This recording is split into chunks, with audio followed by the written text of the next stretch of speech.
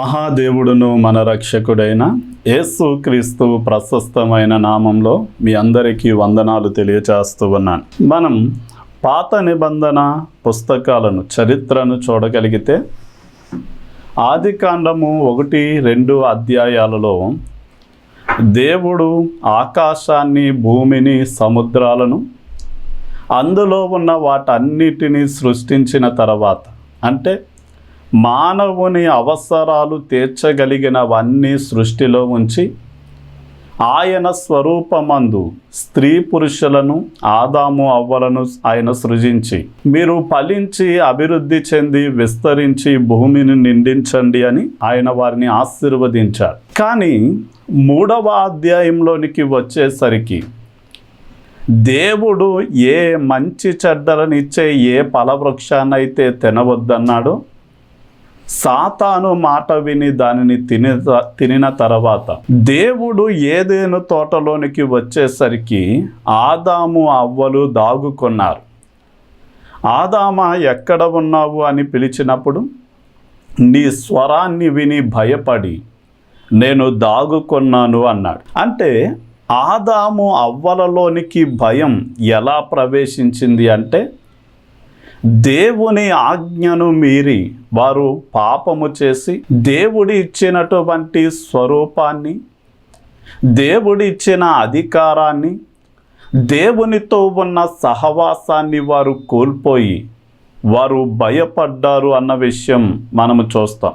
అంటే ఆదికాండము మానవ చరిత్రలో భయము ప్రారంభమైనట్లుగా మనము భయముతో అది ప్రారంభమైనట్లుగా మనం చూస్తున్నాం. అదే సమయమందు నూతన నిబంధన భయపడొద్దు అనే మాటతో కొనసాగుతూ ఉంటుంది. గాబ్రియేలు దేవదూత యాజకుడైనటువంటి జకరియా దగ్గరికి వచ్చి, జకరియా భయపడొద్దు, నీ ప్రార్థనలు దేవునికి వినబడ్డాయి అన్నాడు. అదే దేవదూత 6 నెలలు తర్వాత మరియమ్మ గారి దగ్గరికి వచ్చి మరియా భయపడొద్దు అని చెప్పింది. ఆ తర్వాత యేసయ్యకు ఆమె జన్మనిచ్చిన తర్వాత గొర్రెల కాపరుల దగ్గరికి వచ్చిన దేవదూత, మీరు భయపడవద్దు, లోకమంతటికీ కలగబోయే సంతోషకరమైన వర్తమానం మీకు తెలియజేస్తాను అని ఆయన సెలవిచ్చినట్లుగా చూస్తాం. యేసయ్య కూడా తన భక్తులకు మీరు భయపడొద్దు, ధైర్యముగా ఉండండి అని ఆయన సెలవిస్తూ వచ్చారు. ఈ రోజున భయపడొద్దు అనేది అది ఒక సలహా లేక అది ఒక సూచన కాదు, కానీ అది ఒక ఆజ్ఞ అని మనం గ్రహించాలి. అంటే మీరు వ్యభిచరించవద్దు, దొంగిలించవద్దు, నరహత్య చెయ్యవద్దు, వద్దు అని ఆజ్ఞాపిస్తూనే ఆ ఆజ్ఞలలో ఒక ఆజ్ఞ ఏంటి అంటే భయపడవద్దు అనేది ఒక ఆజ్ఞ. ఈ రోజున పాపం అంటే ఏంటి అంటే ఆజ్ఞను అతిక్రమించడమే పాపము అంటాడు. అంటే భయపడొద్దని దేవుడు ఆజ్ఞాపిస్తే మనము భయపడితే అది పాపముగా పరిగణించబడుతుంది. అందుకనే ప్రకటన గ్రంథం 21వ అధ్యాయం 8వ వచనంలో నరకానికి వెళ్ళే వారి యొక్క లిస్ట్ చెబుతూ అందులో మొట్టమొదటిగా ఎవరుంటారు అంటే పిరికివారు, అంటే భయపడేటటువంటి వారు ఉంటారు. అంటే భయపడడం అనేది పాపమైతే ఆ పాపము వలన వచ్చు జీతము మరణం, అంటే అగ్ని ఆరని ఆత్మచావని ఆ నిత్య నరకాగ్నికి భయస్థులు, పిరికివారు వెళ్ళిపోతారు అన్న విషయం గ్రహించాలి. అంటే ఎవరు భయపడతారు అంటే దేవుడు అంటే విశ్వాసము లేనటువంటి వారు. కానీ దేవుడు అంటే విశ్వాసము కలిగిన వారు సింహము వలె ధైర్యముగా, వారు నిబ్బరముగా, స్థిరులుగా ఉంటారు అన్న సత్యం మనము గ్రహించాలి. ఈ రోజున మనం పాపములో ఉన్నట్లయితే మనకి దేవుణ్ణి సమీపించడానికి ఒక ధైర్యం మనకి అవసరమై ఉన్నది. మనం హెబ్రీ పత్రిక 10వ అధ్యాయం 20వ వచనంలో మనం చూడగలిగితే ఆయన రక్త రక్తము వలన పరిశుద్ధ స్థలమునందు ప్రవేశించుటకు మనకు ధైర్యము కలిగి ఉన్నది అంటాడు. ఆయన రక్తము వలన పరిశుద్ధ స్థలంలో ప్రవేశించుటకు మనకు ధైర్యము కలిగి ఉన్నది. అంటే ఆదాము అవ్వలు పాపము చేసి ఏదెను తోటలోండి నెట్టివేయబడే సమయంలో దేవుడు ఏం చూపించాడు అంటే ఒక పశువును వధించి ఆ రక్తము ద్వారా వారి పాపాన్ని పరిహరించి ఆ పశువు యొక్క వస్త్రములతో ఏం చేశాడు అంటే వారికి వస్త్రాలను కుట్టించి ఇచ్చాడు. అంటే ఆ పశువు వధించబడినప్పుడు వారికి తెలిసిన సత్యం ఏంటి అంటే పాపము చేయు ప్రతి వాడు ఖచ్చితంగా మరణించాలి అన్నది వారికి అర్థమైంది. అంటే మన పాపాలు ఎలాగా ప్రక్షాళన చేయబడతాయి అంటే రక్త ప్రోక్షణ ద్వారానే. అంటే ఎవరి రక్తము అంటే వేదాలలో సర్వ పాపోహరణం రక్త ప్రోక్షణం ఆవశ్యకం తద్రక్తం పరమాత్మేన పుణ్యదాన బలియాగము అంటాడు. అంటే పరిశుద్ధుడైనటువంటి పుణ్యాత్ముడైన దేవుడే ఈ లోకానికి వచ్చి తన పవిత్రమైన రక్తాన్ని దారబోయాలి. ఆ రక్తము ద్వారానే సమస్త మానవాళికి పాపక్షమాపణ కలిగి వారు మరల దేవుని బిడ్డలుగా దేవునిని సమీపించడానికి వారికి అర్హత కలుగుతుంది అన్న సత్యం మనం గ్రహించాలి. అందుకనే హెబ్రీ పత్రికలో కూడా కోడెల యొక్క రక్తము మేకల యొక్క రక్తము మన పాపములను పరిహరించడం అసాధ్యమని వాక్యం సెలవిస్తుంది. అంటే పాపము చేసిన వ్యక్తి పరిశుద్ధుడైన దేవుణ్ణి సమీపించడం అసాధ్యమైనటువంటి విషయం. ఒకవేళ అతడు పరిశుద్ధుణ్ణి సమీపించాలి అంటే అతని మనస్సాక్షి మనము చేసిన తప్పిదాలను బట్టి మన మీద నేరారోపణ చేస్తుంది. కనుక దోషి అయినటువంటి మనిషి పరిశుద్ధుడైన దేవుని ఎదుట సమీపించడానికి నిలవడానికి ఎలాంటి యోగ్యత అర్హత అతనికి లేదు. కనుక మనము మన మనస్సాక్షి నేరారోపణ చేయకుండా ధైర్యంగా ఆయన్ని సమీపించాలి అంటే యేసయ్య దేవుని కుమారుడు అని మన పాపాలను పరిహరించడానికి ఆయన కల్వరి శిలువలో మరణించి సమాధి చేయబడి 3వ దినాన తిరిగి లేచాడు అని ఆయన్ని విశ్వసించి నా పాపాలను ఒప్పుకొని వదిలిపెడితే ఆయన నా పాపాలన్నీ కూడా కడిగి నన్ను పరిశుద్ధపరిచి ఆయన బిడ్డగా ఆయన నన్ను చేశాడు అని మనము నమ్మితే మనము ఆయన్ని స్తుతించడానికి ఆయన మాటలు ధ్యానము చేయడానికి మన ప్రార్థనల ద్వారా మన అవసరాలు చెప్పుకోవడానికి తండ్రిని మనం సమీపించిన ప్రతిసారి ఇదిగో యేసయ్య రక్తము ద్వారా నా పాపాలు క్షమించబడ్డాయి అన్న నిశ్చయత మనకుంటే మనము తండ్రి అని ఆయన్ని పిలిచే ధైర్యం, తండ్రి అని ఆయనతో మాట్లాడే ధైర్యం, ఆయన దగ్గర నుండి మన అవసరాలను అడిగి పొందుకోవడానికి మనము ధైర్యముగా ఆయనని సమీపిస్తాం. కనుక ఏ విధంగా మన పాపాలు పరిహరించబడవు కానీ యేసయ్య రక్తము ద్వారా మన పాపాలు క్షమించబడి పరిశుద్ధపరచబడి మనము తండ్రిని ధైర్యముగా సమీపించడానికి మనకి అవకాశం ఉంది. సరే, మనకి చాలాసార్లు లూకా సువార్త 21వ అధ్యాయం 26వ వచనాన్ని మనం చూడగలిగితే లోకం మీదకి రాబోయే వాటి విషయమై జనులు ధైర్యము చెడి కూలుతారు అని రాయబడింది. అంటే లోకం మీదకి రాబోతున్నటువంటి కొన్ని విషయాల నిమిత్తం మనం విన్నప్పుడు ధైర్యము చెడి కూలిపోయే కొన్ని విషయాలు ఉంటాయి. అదేంటి అంటే ఏదైనా మరణము సంభవిస్తుంది అని తెలిసినప్పుడు, లేక దేశం మీద ఉగ్రవాదులు, తీవ్రవాదులు దాడులు చేస్తారు అని తెలిసినప్పుడు, ఏదైనా ప్రమాదము ముంచుకు వస్తుంది అని తెలిసినప్పుడు, అంటువ్యాధులు విస్తరిస్తున్నాయి అని తెలిసినప్పుడు, మత ఘర్షణలు జరుగుతున్నాయి అని మనకి తెలిసినప్పుడు, లేక శత్రువులు మనకి హాని తలపెట్టాలి అని చూస్తున్నారు అని తెలిసినప్పుడు, ఇలాగా అనేక విషయాలను బట్టి ఏదో ఒక జరుగుతుంది అన్న ప్రమాద హెచ్చరికలు మనకు తెలిసినప్పుడు మనము ధైర్యము చెడి కృంగి కూలిపోయే పరిస్థితిలో మనం ఉంటాం. కానీ దేవుని బిడ్డలకు, ఆయనను విశ్వసించిన వారికి ఉన్న ధైర్యం ఏంటి అంటే, సామెతల గ్రంథం 18వ అధ్యాయం 10వ వచనంలో, యెహోవా నామము బలమైన దుర్గము, నీతిమంతుడు అందులోనికి పరిగెత్తుకుని వెళ్ళి సురక్షితముగా ఉంటాడు అని రాయబడి. అంటే దావీదు కూడా దేవుని గూర్చి అంటాడు, నా దాగు స్థలము నీవే అంటాడు. ఆపత్కాలమున నేను ఆయన పర్ణశాలలో దాగుతాను, ఆయన తన పర్ణశాలలో నన్ను దాస్తాడు అని ఆయన దావీదు గారు సెలవిచ్చారు.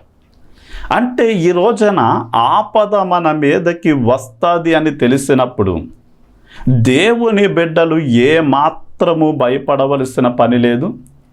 ఎందుకంటే మన దాగు స్థలము, ఆపత్కాలంలో మనము దాగుకొనవలసిన చోటు మన దేవుడై ఉన్నాడు. అందుకనే నాకు ఇష్టమైన కీర్తనలో ఒక కీర్తన ఏంటి అంటే 91వ కీర్తన. అందులో మొదటి 2 చరణాలలోనే అంటాడు, మహోన్నతుని చాటున నివసించువాడే సర్వశక్తుని నీడను విశ్రమించువాడు అంటాడు. అంటే ఆపద వస్తుంది అని గ్రహించిన మనం, అల్పమైనటువంటి మనం బలమైన దేవుణ్ణి ఆశ్రయించాలి.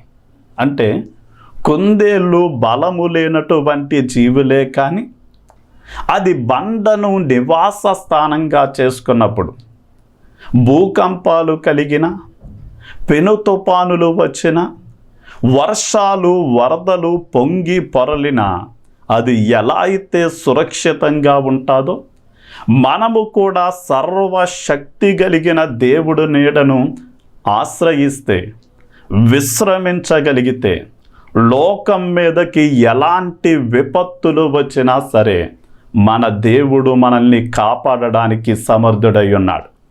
అందుకని ఆ సర్వశక్తుని నీడను విశ్రమించే వ్యక్తి ఎలా తప్పించబడతాడో కీర్తనల గ్రంథంలో చెప్తూ ఏమంటాడు అంటే 3వ వచనంలో, వేట కాని ఉరిలో నుండి ఆయన నన్ను తప్పించును అన్నాడు. ఈ రోజున వేటగాడు ఎవరు అంటే సాతాను. మనల్ని గర్జించు సింహము వలె చీల్చేయాలి అని, నాశనము చెయ్యాలి అని అతడు ఉరులు ఒడ్డుతాడు. ఈ రోజున చాలామంది ఎలాంటి ఉరుల్లో చిక్కబడుతున్నారు అంటే, సామెతల గ్రంథంలో వేశ్యా స్త్రీ ఎలాంటిది అంటే, బంధకములు వంటి ఉరుల వంటి మనస్సు కలిగినది అంటాడు. అంటే ఈ రోజున చాలామంది వివాహమైన తర్వాత కూడా అలాంటి తన భర్త కాని వ్యక్తులతో, భార్య కాని వ్యక్తులతో సంబంధం పెట్టుకొని ఇక ఆ సంబంధం నుండి బయటపడలేక వారు ఎన్నో సమస్యలతో వారి జీవితాన్ని ముందుకు కొనసాగిస్తున్నారు. చాలామంది వ్యసనాలు అనే ఉరులకు చిక్కుబడి, అది ప్రారంభంలో మద్యం కావచ్చు, బెట్టింగులు కావచ్చు, ఏదో ఒక చెడు అలవాటు కావచ్చు, ఆ సాతాను ఒడ్డిన ఉరిలో వారు చిక్కబడి జీవిత కాలమంతా ఆ వ్యసనాలను తీర్చుకోవడానికి, చివరికి తాను వివాహం చేసుకున్న భార్యను అవసరాలు తీర్చలేక, వారికి పుట్టిన బిడ్డలు మంచి చదువు చదివించుకోలేక, వారికి మనశ్శాంతి లేకుండా చేసుకోవడమే కాకుండా తాను వివాహం చేసుకున్న భార్యను సంతోషపెట్టలేని వారిగా, వారి పిల్లల్ని ప్రయోజకులుగా మార్చుకోలేని వారిగా వారు ఎలాంటి జీవితాన్ని జీవిస్తున్నారు అంటే చాలా దరిద్రకరమైన జీవితాన్ని జీవిస్తున్నారు. కానీ అలాంటి ఉరిల నుండి మనల్ని తప్పించగలిగిన వాడు సర్వశక్తి కలిగిన దేవుడు. కనుక మనం ఎలాంటి వ్యసనాలు బంధకాలలో ఉన్నా ఆయన్ని ఆశ్రయించగలిగితే మీ మీదున్న కాడిని విరవగలిగిన వాడు, మీ సంఖ్యలు లాంటి బంధకాలను ఉరులను తెంచివేయగలిగిన వాడు ఆయనే. అందుకనే మనం 91వ కీర్తన మనం 7వ వచనంలో చూస్తే అక్కడ ఆయన మనల్ని అపాయాల నుండి తప్పించగలిగిన వాడు. అంటే తన దూతలు మన మార్గాలలో తోడయుండి మన పాదాలకు సహితము రాయి తగలకుండా ఎత్తి పట్టుకొని మనల్ని కాపాడగలిగిన వాడు. పగటి వేళ ఎగురు బాణమునకైనా, రాత్రి వేళ లేక చీకటిలో సంచరించు తెగులునకైనా నీవు భయపడవు అంటాడు. అంటే ఆ సర్వశక్తుని నీడను ఆశ్రయిస్తే కరోనా టైంలో అనేక మంది వారి జీవితాలను ముగించుకుంటే, అనేక మంది రోడ్ల ప్రమాదాలలో వారి జీవితాన్ని ముగించుకుంటే, ఇంకా మనము సజీవంగా ఉన్నాము అంటే దేవుని హస్తము తన దూతల ద్వారా కాపాడడమే కాకుండా ఏ తెగులు మనల్ని నాశనము చేయకుండా కాపాడుతాడు. అంటే ఆపద ప్రమాదాలు వాటిల్లే సమయంలో సర్వశక్తుడైన దేవుణ్ణి ఆశ్రయిస్తే నన్ను తప్పిస్తాడు అనే నమ్మిక నీకుంటే, ఈ రోజున వరదలు వచ్చినప్పుడు ఎలా అయితే ప్రజలు సురక్షితమైన ప్రాంతాలకు వెళ్ళిపోతున్నారు, అక్కడ దాగుకుంటున్నారు, అలా ప్రతి క్రైస్తవునికి దాగు స్థలం, సురక్షితమైన స్థలము ఏది అంటే సర్వశక్తి కలిగిన దేవుని హస్తము, లేక దేవుడే మనకి నివాస స్థలం. ఆయన్నే ఆశ్రయించాలి. ఈ రోజున చాలామంది చాలా అవసరాలలో ఉంటూ ఉన్నారు. అయితే మన అవసరాలలో మనకున్న ధైర్యం ఏంటి అంటే, యేసయ్య అంటాడు, ఇదిగో బయట ఉన్నటువంటి చాలామంది నన్ను నమ్మని వారు ఏమి తిందుమా, ఏమి త్రాగుదమా, ఏమి ధరించుకుందుమా అని వారి అవసరాలను గురించి చింతిస్తున్నారు, బెంగపడుతూ ఉన్నారు, అధైర్యపడుతూ ఉన్నారు. మీరైతే నా నీతిని, రాజ్యాన్ని వెతికితే నేను మీ అవసరాలు అన్నీ తీరుస్తాను అన్నాడు. ఈ రోజున ఒక మనిషికి ఆయన ఇచ్చే ఉదాహరణ ఏంటి అంటే, మన అవసరాలు తీరుస్తాడు అనడానికి ఆయన ఆకాశ పక్షులను చూడండి. అవి విత్తవు, అవి పంటను కోసుకోవు, గుడాములలో దాచుకోవు. అయినా సరే ఏ నాటికి కావలసిన ఆహారం ఆ నాటికి ఇస్తూ ఆయన ఎలా అయితే వాటిని పోషిస్తూ ఉన్నాడో అలాగే ఆయన మనల్ని పోషించగలిగిన సమర్థుడు. అలాగే ఉదయాన్నే పుష్పించి సాయంత్రానికి ఎండ ఎక్కువయ్యేసరికి వాడి రాలిపోయే గడ్డి పువ్వును అంత సుందరంగా అలంకరించిన దేవుడు నీ జీవితాన్ని కూడా ఖచ్చితంగా అలంకరిస్తాడు. కనుక మనుష్యుడు రొట్టె వలన మాత్రము కాదు కానీ దేవుని నోట నుండి వచ్చే ప్రతి మాట వలన జీవిస్తాడు. కనుక మన అవసరాలలో మనం ఏం చెయ్యాలి అంటే, దేవునిని ఆశ్రయిస్తే మన ప్రతి అవసరము కూడా ఆయన తీరుస్తాడు. ఉదాహరణకి ఇశ్రాయేలు జనాంగం ఐగుప్తు నుండి బయలుదేరే సమయంలో ఆయన అంటాడు, ఇదిగో మీరు ప్రయాణం కొనసాగించండి అన్నాడు. వెంటనే పురుషులు అడగవచ్చు, అయ్యా నేను నా భార్య, పాలు తాగే పిల్లలున్నారు, అలాగే వృద్ధులైన మా తల్లిదండ్రులు ఉన్నారు, మేము వెళ్తూ ఉండగా మీకు దాహమైతే నీళ్ళు ఎవరిస్తారు, మాకు ఆకలైతే ఆహారం ఎవరు పెడతారు, మా వస్త్రాలు పాతగిలితే మాకు వస్త్రాలు ఎవరిస్తారు, అరణ్యంలో అవసరాలు ఎలా తీర్చబడతాయి అని అడగొచ్చు. కానీ వాళ్ళకి తెలిసిన సత్యం, విశ్వాసం ఏంటి అంటే, దేవుడు వెళ్ళమన్నాడు అంటే మేము వెళ్తూ ఉండగానే మా ప్రతి అవసరాన్ని ఆయన తీరుస్తాడు అని నమ్మి వారు ప్రయాణం కొనసాగిస్తూ ఉన్నారు. ఈలోగా దాహమైంది. దేవుడు బండను చీల్చి వారికి నీరిచ్చి దాహము తీర్చాడు. అలాగే వారికి ఆకలయ్యింది. దేవదూతల ద్వారా దేవుడు ఆకాశము నుండి మన్నాను కురిపించి వారి ఆకలిని తీర్చాడు. అలాగే వారు కట్టుకున్న వస్త్రాలు పాతగిల్లకుండా, వారు వేసుకున్న చెప్పులు అరిగిపోకుండా ఆయన అరణ్యంలో ప్రతి అవసరాన్ని తీర్చి వారిని నడిపించాడు. అరణ్యంలో ఇశ్రాయేలీల అవసరాలను తీర్చిన దేవుడే ఈ రోజున నీ అవసరాన్ని తీరుస్తాడు అని నమ్మితే, నీ పిల్లలు నిన్ను చూడకపోతే ఏమవుతానో అని భయపడొద్దు. కానీ దేవుడు నా అవసరాలు తీరుస్తాడు అని నమ్మాలి. మనం ఆయన్ని ఆశ్రయించాలి.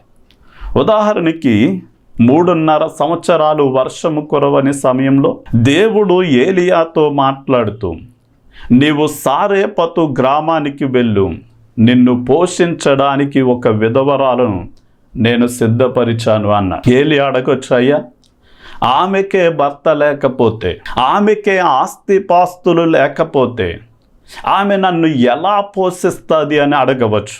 కానీ ఏలియాకు తెలుసు, మనుషుడు రొట్టె వలన మాత్రము కాదు గాని దేవుడు సెలవిచ్చిన మాట ప్రకారం ఆయన చిత్తాన్ని జరిగిస్తూ ఉండగా మన అవసరాలు దేవుడు తీరుస్తాడు అని తెలుసు గనక అక్కడికి అతడు వెళ్ళాడు.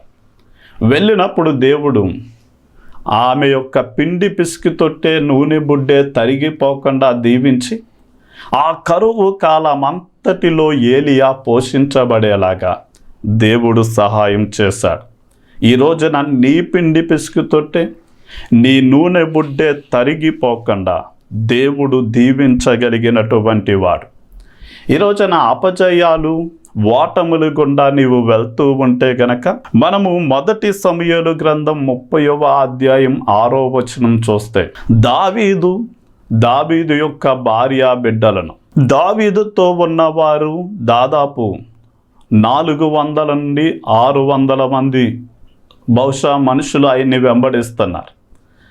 అలాంటి వారందరి భార్య బిడ్డలు, పశువులు, వెండి, బంగారం, ధనము అంతా శత్రువులు వచ్చి దోచుకుని పోతే వారి భార్య బిడ్డలు సమస్తాన్ని కోల్పోయినందుకు ప్రజలకి విపరీతమైన కోపం వచ్చి రాళ్లతో కొట్టి దావీదును చంపేద్దాం అనుకున్నప్పుడు దావీదు దేవునిని బట్టి ధైర్యం తెచ్చుకున్నాడు. ప్రభువుకి ప్రార్థన చేసి, నేను వారిని వెంబడిస్తే నాకు మరలా తిరిగి నేను పోగొట్టుకున్నదంతా ఇస్తావా అని ప్రార్థన చేసినప్పుడు దేవుడు నీవు కోల్పోయిన సమస్తము తిరిగిస్తానని వాగ్దానం చేశాడు. అతడు వెళ్ళి అలాగే సమస్తాన్ని తిరిగి ఏది పోగొట్టుకోకుండా సంపాదించుకున్నాడు. ఈ రోజున నీవు కూడా నష్టపోయి ఉంటే, నీవు ఏదో ఒక దానిని కోల్పోయి ఇక నీవు నిరుత్సాహంలో, భయంలో, ఆందోళనలో ఉంటే గనక నీవు దేవునిని బట్టి ధైర్యం తెచ్చుకొని యోబు జీవితాన్ని ఎలా అయితే 2 ఆశీర్వాదానికి కర్తగా తిరిగి పునరుద్ధరీకరించాడో, దావీదు పోగొట్టుకున్నది ఎలా దయచేశాడో నా దేవుడు కూడా అలా చెయ్యగలడని నమ్మితే నీవు దేవునిని బట్టి ధైర్యం తెచ్చుకుని ముందుకు కొనసాగిపో. మనం యెహోషువ గ్రంథం 1వ అధ్యాయం 5 నుండి 7 వచనాలు చూస్తే, దైవ చిత్తం మన ద్వారా జరుగునట్లు మనం ఏం చెయ్యాలి అంటే ధైర్యము తెచ్చుకుని దేవుని కోసం నిలబడాలి. దేవుడు అబ్రహాము, ఇస్సాకు, యాకోబులకు వాగ్దానం చేశాడు, ఇదిగో ఈ భూభాగాన్ని నీకు నీ సంతానానికి ఇస్తానని. ఇప్పుడు ఆయన చిత్తం నెరవేరాలి. ఈలోగా ఇశ్రాయేలీలను నడిపించే మోషే మరణిస్తే యెహోషువను దేవుడు నాయకుడిగా ఎన్నుకున్నప్పుడు అతడు గొప్ప నాయకుడు మరణించినందుకు భయపడి దిగులు చెందినప్పుడు దేవుడు అంటున్నాడు, నా చిత్తం నీ ద్వారా జరుగునట్లు నేను నీకు తోడై ఉంటాను అన్నాడు. అంటే దేవుడు తోడై ఉంటే ఆయన చిత్తము నెరవేర్చడానికి కావలసిన జ్ఞానం, కావలసిన సామర్థ్యం, కావలసిన నైపుణ్యతలను ఆయన మనకి ఇవ్వడమే కాకుండా మనకి ఆయన తోడయుండి ఏం చేస్తాడు అంటే మనకి ముందుగా వెళ్తూ మన పక్షాన యుద్ధము చేయడం, మన ద్వారా జరగవలసిన దైవ చిత్తాన్ని ఆయన నెరవేరుస్తాడు గనక నీ శక్తి నీ బలము కాదు కానీ దేవుని ఆత్మే నీలోనికి వచ్చి నీకు దైవ చిత్తము నీ ద్వారా జరగడానికి కావలసినవన్నీ కూడా నీకు ఆయన ఇచ్చి నీ ద్వారా ఆయన చిత్తము నెరవేర్చుకుంటాడు గనక నీవేం చేయాలి అంటే ధైర్యము తెచ్చుకొని ఆయన కోసం నిలబడాలి. ఈ రోజున దేవుని సేవ చేయడానికి నాకు ఎలాంటి యోగ్యత లేదు, నేను 10 మంది ముందు నిలబడి ధైర్యంగా మాట్లాడలేను, నాలాంటి వాడు నీలాంటి వాడిని సేవ చేయడం అసాధ్యమని ప్రభువుతో చెప్పి నేను బైబిల్ ట్రైనింగ్ నుండి ఇంటికి వెళ్ళిపోవాలి అనుకున్నా. కానీ దేవుని చిత్తము నా ద్వారా జరగాలి కనుక దేవుని ఆత్మతో నింపి నాకు కావలసిన జ్ఞానం, కావలసిన సామర్థ్యం అన్నీ ఇచ్చి ఆయన నా ద్వారా ఎలా అయితే తన చిత్తాన్ని జరిగించుకుంటున్నాడు, అలాగే నీవు ఒక సేవకుడిగా సేవకురాలుగా బ్రతకడం దేవుని చిత్తమైతే, నీవు ఒక పరిచారకురాలుగా బ్రతకడం దేవుని చిత్తమైతే, నీవు ఒక గాయకునిగా, ఒక ప్రార్థనాపరుడుగా, లేక ఒక సంఘ పెద్దగా బ్రతకడం దేవుని చిత్తమైతే నీవు ఏ మాత్రము కూడా భయపడొద్దు. దేవుడు తోడు కోరుకుంటే ఆయన నీలోనికి వచ్చి నీకు కావలసినవన్నీ కూడా ఇచ్చి నీ ద్వారా ఆయన చిత్తము ఉద్దేశాలను నెరవేర్చుకుంటాడు అని చెప్తూ నా మాటలని ముగిస్తూ ఉన్నాను. ప్రార్థన చేసుకుందాం. తండ్రి, నీకే వందనాలు స్తుతులు చెల్లిస్తున్నాం నాయన. పాత నిబంధనలో నాయన నీకు విరోధంగా పాపము చేసి ఆదాము అవ్వలు భయపడ్డారు. కానీ నాయన నీ బిడ్డలుగా ఉండే అర్హత కోల్పోయి మరణానికి పాత్రులమైన మా మీద కనికరపడి నీ కుమారుని ఈ లోకానికి పంపించారు. నీ కుమారుడు చేసిన శిలువ యజ్ఞాన్ని విశ్వసించిన మేము నాయన మా పాపాలను క్షమించి మమ్మల్ని పరిశుద్ధపరిచి నీ రక్తముతో మమ్మల్ని కడిగి నీ బిడ్డలుగా మార్చుకొని అబ్బా తండ్రి అని పిలిచే భాగ్యం, ధైర్యముగా ప్రార్థనలో నిన్ను సమీపించి నిన్ను స్తుతించే భాగ్యం, నీ మాటలను ధ్యానము చేసే భాగ్యం, నిన్ను మా అవసరాల నిమిత్తం అడిగి పొందుకునే ధైర్యాన్ని భాగ్యాన్ని ఇచ్చినందుకు మిమ్మల్ని స్తుతిస్తున్నా. ఎవరు కూడా నాయన వారి అవసరాలను నాయన భయపడక అవసరాలను తీర్చగలిగే నిన్ను బట్టి ధైర్యం తెచ్చుకోవడానికి, లోకం మీదకి రాపోతున్న విపత్తులను బట్టి భయపడక నీ నామము బలమైన దుర్గము గనక ఎలాంటి ఆపద సంభవిస్తుంది అని తెలిసిన వారు నిన్ను ఆశ్రయించి సురక్షితంగా బ్రతకడానికి మీరు సహాయం చేయండి. అలాగే నాయన వీరు నీ చిత్తమును నెరవేర్చేవారిగా నాయన అపజయాలలో మరలా తిరిగి వారి జీవితాన్ని కట్టగలిగిన సమర్థుడువైన నిన్ను ఆశ్రయించేవారిగా నాయన వీరందరినీ మార్చి దీవించమని యేసు నామంలో అడిగి వేడుకుంటున్నాం తండ్రి. ఆమేన్. ఆమేన్.